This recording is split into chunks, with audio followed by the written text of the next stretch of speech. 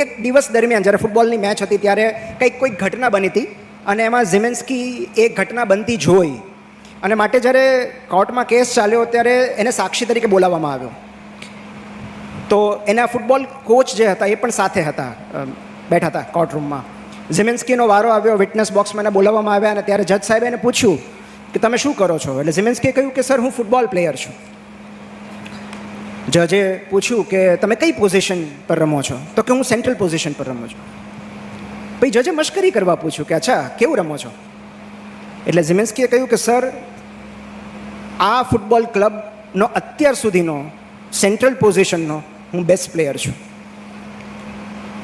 વાત ત્યાં પૂરી થઈ ગઈ અને પછી કોર્ટની બહાર પહેલાં કોચ ઝિમેન્સ્કી પાસે આવ્યા, કારણ કે કોચને નવાઈ લાગી કે ઝિમેન્સ્કી તો બહુ વિનમ્ર વ્યક્તિ છે, આવી રીતે જાતના બણગા ફૂંકે, સ્વપ્રશસ્તિ કરે એવો એ માણસ નથી, તો કેમ એણે જાતના બણગા ફૂંક્યા? He is very humble and modest. એટલે બહાર નીકળીને એણે એમ પૂછ્યું કે યાર તે આવું કેમ કીધું કે હું અત્યાર સુધીનો સેન્ટ્રલ પોઝિશનનો બેસ્ટ પ્લેયર છું? એટલે ઝિમેન્સ્કીએ બહુ સુંદર જવાબ આપ્યો કે એવું કહેવું મને પણ ન ગમ્યું, પણ શું કરું, મેં પ્રતિજ્ઞા લીધી હતી કે જે કહીશ એ સત્ય કહીશ, અને સત્ય એ છે કે હું બેસ્ટ પ્લેયર છું. So that is internal belief. અને ત્રીજું ઉદાહરણ, એક સરકારી શાળાના શિક્ષક, એની ઊંચાઈ મારી જેમ ઓછી, ઠીકણા કદના. એકવાર એક પાર્ટીમાં એમને નિમંત્રણ મળ્યું અને એ પાર્ટીમાં એમની સાથે જેટલા લોકોને બોલાવવામાં આવેલા એ બધા મહેમાનો ઊંચા કદના હતા, એટલે સૌથી ઠીંગણા એ શિક્ષક હતા. અને ત્યારે એક જણે જસ્ટ એમની મશ્કરી કરવા માટે પૂછ્યું કે અમારા બધાની વચ્ચે તમને વામણાપણું લાગતું હશે ને, બિકોઝ તમારું સ્ટેચર શોર્ટ છે. અને શિક્ષકે સુંદર જવાબ આપ્યો કે હા, હું પણ ક્યારનો એ જ વિચારું છું કે આ કોલસાની વચ્ચે આ હીરો શું કરે છે. તો આ સેલ્ફ ઇમેજ છે. આપણે આપણી જાતને કઈ રીતે જોઈએ છે એ સંપૂર્ણ આપણા હાથમાં છે. આપણે આપણી સાથે શું સંવાદ કરીએ છીએ એ સંપૂર્ણ આપણા હાથમાં છે. સ્વામી વિવેકાનંદનો ફોટો છે અહીંયા. વિવેકાનંદે એવું કહેલું કે દરરોજ જાત સાથે 15 થી 20 મિનિટ ગાળો, નહીં તો તમે એક બુદ્ધિશાળી વ્યક્તિને મળવાનું ચૂકી જશો.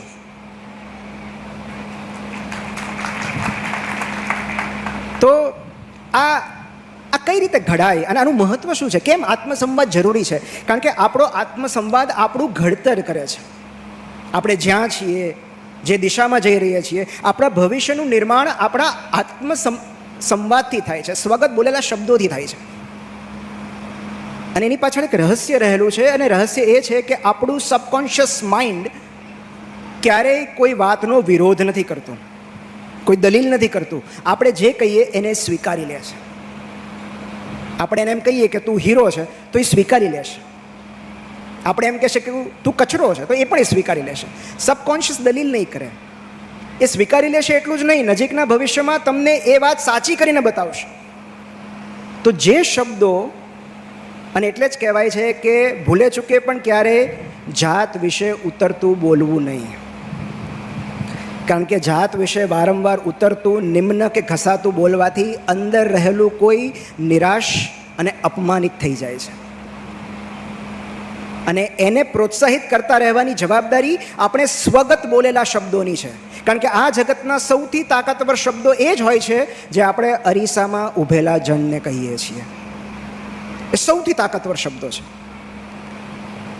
પણ આ તમે એમ કહેશો કે મારો આત્મસંવાદ ખામીયુક્ત છે, મને ઘણા એવા લોકો મળે છે, મેસેજ કરે છે, મેલ કરે છે કે કેમ હું મારી જાત સાથે એક તંદુરસ્ત સંવાદ નથી કરી શકતો. તો એ ક્યારે ઘડાય છે? તો એ ઘડાય છે, એ સંવાદ, એની સ્ક્રિપ્ટ લખાય છે બાળપણમાં. એક બહુ જ સરસ કહેવત છે કે the way you talk to your children becomes there inner voice. એટલે કે જે ભાષામાં, જે શબ્દો વાપરીને આપણે આપણા બાળક સાથે વાત કરીએ છીએ, ભવિષ્યમાં બાળક પોતાની જાત સાથે એ જ ભાષામાં વાત કરશે. જે આપણે બાળકને વારંવાર કહેતા રહીએ છીએ એ ધીરે ધીરે એની આંતરિક માન્યતા એટલે કે ઇન્ટરનલ બિલીફ બનતી જાય છે. એ બાળક એ એ શબ્દોને ઇન્ટરનલાઇઝ કરતું જાય છે. જેમ કે આપણે એમ કહીએ કે તું સાવ નકામો છે, તને કાંઈ ખબર નથી પડતી, 1% પણ તારામાં આવડત નથી, આ બધું તારા લીધે થયું. જો બાળક આવું વારંવાર સાંભળે તો મોટા થઈને એ સેલ્ફ બ્લેમ કરવા લાગે છે. એટલે કે જે પણ કાંઈ થાય છે એ મારા કારણે થાય છે. તો આ જે મોનોલોગ છે, હું એને મનનો મોનોલોગ કહું છું, આ મોનોલોગની સ્ક્રિપ્ટ માતા પિતા લખે છે, શિક્ષકો લખે છે, મિત્રો લખે છે. આપણે બાળકને એમ કહીએ કંઈ વાંધો નહીં બેટા, ઇટ્સ ઓકે, તૂટી ગયું કંઈ વાંધો નહીં, આમાં તારો કોઈ વાંક નહોતો, ફાઇન, તે તો તારા બનતા પ્રયત્નો કર્યા ને, કંઈ વાંધો નહીં. બેટા તું આ સમાજ માટે બહુ મૂલ્યવાન છે, આ સમાજને તારી જરૂર છે. તો બાળક ધીમે ધીમે એ શબ્દો પણ ઇન્ટરનલાઇઝ કરતું જશે અને ધીમે ધીમે એનો આંતરિક સંવાદ તંદુરસ્ત બનતો જશે. એકવાર આ ઉપરથી મને એક સરસ પ્રસંગ યાદ આવે છે કે એકવાર એક મમ્મી એની નાની એવી દીકરીને લઈને એક શોપિંગ મોલમાં, હાઈપર માર્કેટમાં નીકળી અને મમ્મી બાસ્કેટમાં બધું લેતા હતા અને દીકરી સાથે સાથે જતી હતી ને દીકરીએ કશુંક લેવાની જીદ કરી કે મમ્મી મારે આ જોઈએ છે. એટલે એક તો કંઈક મમ્મીએ અપાવ્યું, પણ પછી આગળ જઈને પાછું દીકરીએ જીદ કરી કે હવે મારે આ પણ જોઈએ છે. એટલે મમ્મીએ કહ્યું કે નો, આ નહીં મળે. બહુ પ્રેમથી ના પાડી અને દીકરીએ ધીમે ધીમે ધીમે રડવાનું શરૂ કર્યું.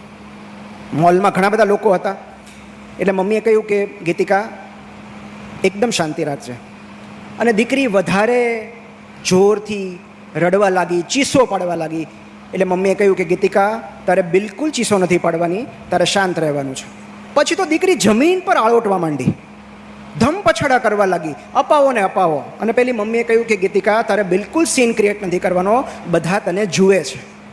અને ત્યારે એક વડીલ બાજુમાં ઊભા હતા, એણે આ મમ્મીને કહ્યું કે શું તમે ક્યારના આની સાથે વાત કરો છો, આ દીકરી કોઈનું કાંઈ સાંભળતી તો છે નહીં. એટલે મમ્મીએ બહુ શાંતિથી જવાબ આપ્યો કે ગીતિકા મારું નામ છે.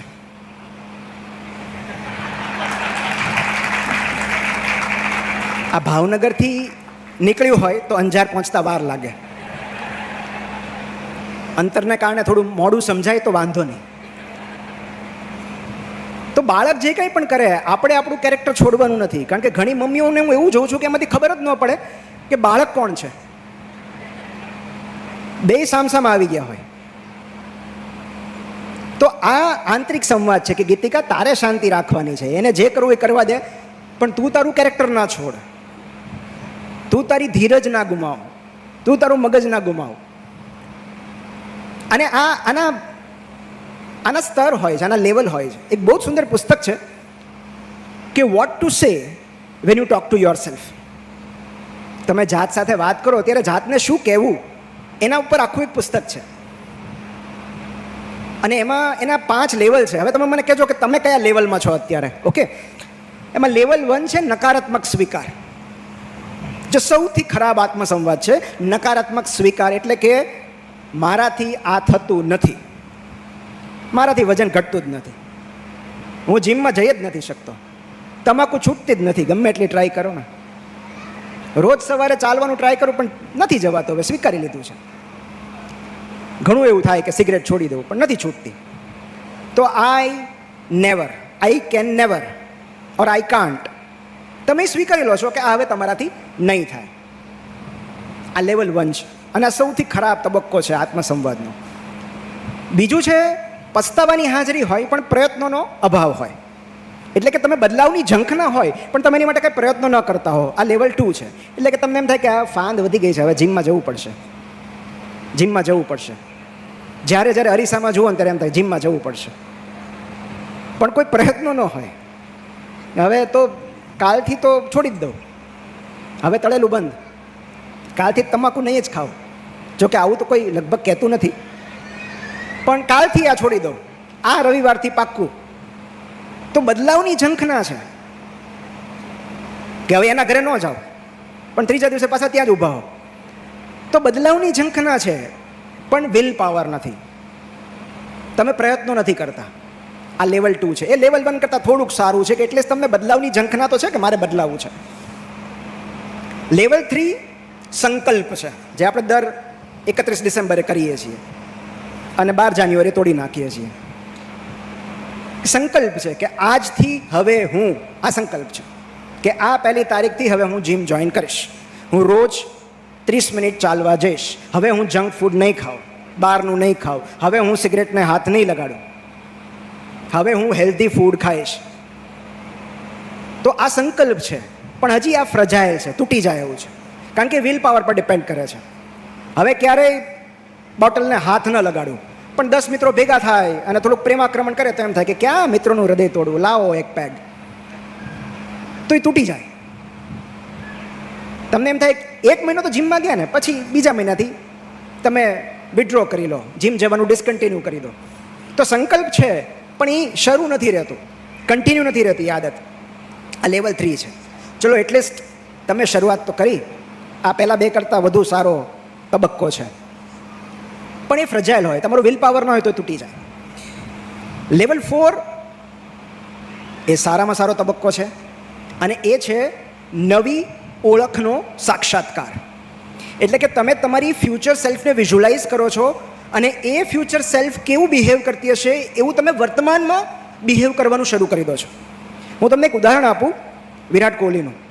2000 એણે પોતાના ઇન્ટરવ્યૂમાં કહ્યું છે, એટલે મને અત્યારે યાદ આવ્યું કે 2013 કે 14ની IPL થોડી એની ખરાબ હતી, મને યાદ નથી કયું વર્ષ હતું, પણ જ્યારથી એનું ટ્રાન્સફોર્મેશન શરૂ થયું ત્યારની વાત છે કે IPL થોડી ખરાબ હતી ને એ શાવરમાંથી બહાર આવીને એણે અરીસામાં જોયું, અને એણે પોતાના જે મેદસ્વી શરીર છે, આઉટ ઓફ શેપ, એને જોઈને એને થયું કે યાર you are A international cricketer, અને ઇન્ટરનેશનલ ક્રિકેટર આવો ના હોય, એ તો ફિટ હોય. અને ત્યારથી એણે એ રીતનું રૂટીન શરૂ કર્યું, workout, diet, as if he is already an international cricketer. અને પછીની હિસ્ટ્રી આપણને ખબર છે. તો તમે તમારી જાતને એવું માનો છો કે હું લેખક બનીશ, તો લેખક શું કરે? લેખક તો રોજ વાંચે, રોજ લખે. તો start considering yourself as a writer. I am આવે, I M a fit person, ભલે અત્યારે તમે ઓવરવેટ હો, મેદસ્વી હો, આઈ એમ અ ફિટ પર્સન. સો તમે એ ફ્યુચર સેલ્ફ સાથે આઈડેન્ટિફાઈ થઈ જાઓ છો, એ તમે તમારી નવી ઓળખને અત્યારથી અપનાવી લો છો. મને કસરત કરવી બહુ ગમે છે, તમે એવા શબ્દો વાપરશો. સો એ છે નવી ઓળખનો સાક્ષાત્કાર. તમે તમારી ફ્યુચર સેલ્ફને વિઝ્યુલાઇઝ કરો છો અને એનું આચરણ કરો છો. એ લેવલ 4 છે, એ સારામાં સારો તબક્કો છે. અને એની પછી લેવલ 5 આવે, જે છે યુનિવર્સલ એફર્મેશન. એટલે કે આખું બ્રહ્માંડ મારી સાથે છે, જે કંઈ થઈ રહ્યું છે એ મારી ફેવરમાં થઈ રહ્યું છે, મારી તરફેણમાં થઈ રહ્યું છે. આ બ્રહ્માંડની ગતિ મારી તરફેણમાં છે, જે કંઈ ઘટનાઓ થઈ રહી છે એ મારી તરફેણમાં થઈ રહી છે. કૃષ્ણમ સદાય સહાયતે, કૃષ્ણ મદદે આવશે જ. આ લેવલ 5 છે. પણ વિવેકાનંદે કહ્યું છે એમ કે જો તમને તમારી જાતમાં વિશ્વાસ ન હોય તો ઈશ્વરમાં શ્રદ્ધા રાખવાનો કોઈ જ અર્થ નથી. તો તમે બેઠા રહો કે કૃષ્ણ આવશે ને મારી જગ્યાએ ટ્રેડમિલ પર દોડશે તો વજન નહીં ઘટે. એ નવી ઓળખનો સાક્ષાત્કાર થાય પછી બ્રહ્માંડ આપણી સહાય પર આવે છે, પછી કૃષ્ણ સહાય આવે છે. અને આ સૌથી ઉચ્ચ તબક્કો છે, જ્યારે બધી ચિંતા, બધી અસલામતી, બધો ડર ખરી પડે છે. કારણ કે હું તો કહેતો આવું છું કે વધુ પડતી ચિંતા, ડર કે અસલામતીનું મુખ્ય કારણ બ્રહ્માંડ સાથેનું ડિસ્કનેક્શન છે. જ્યારે આપણને આપણી શક્તિઓ, આપણી ક્ષમતા, આપણી જાત પર જ્યારે આપણે વધુ મહત્ત્વ આપવા લાગીએ છીએ, ત્યારે આ વૈશ્વિક ઉર્જાથી જાણે અજાણીએ આપણે વિમુખ થતા જઈએ છીએ. કારણ કે આપણને એવો ભ્રમ રહ્યા કરે છે કે બધું જ મારા કંટ્રોલમાં છે. આપણને ઘણીવાર એવું લાગે કે everything is in my control.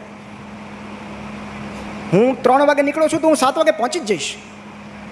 મારી આસપાસનું વાતાવરણ, એમાં વસતા લોકો, એ લોકોની પ્રતિક્રિયા, એમનું વર્તન, બધું જ મારી ઈચ્છા પ્રમાણે થશે, બિકોઝ બધું જ મારા કંટ્રોલમાં છે. આને કહેવાય ઇલ્યુઝન ઓફ કંટ્રોલ, નિયંત્રણની ભ્રમણા.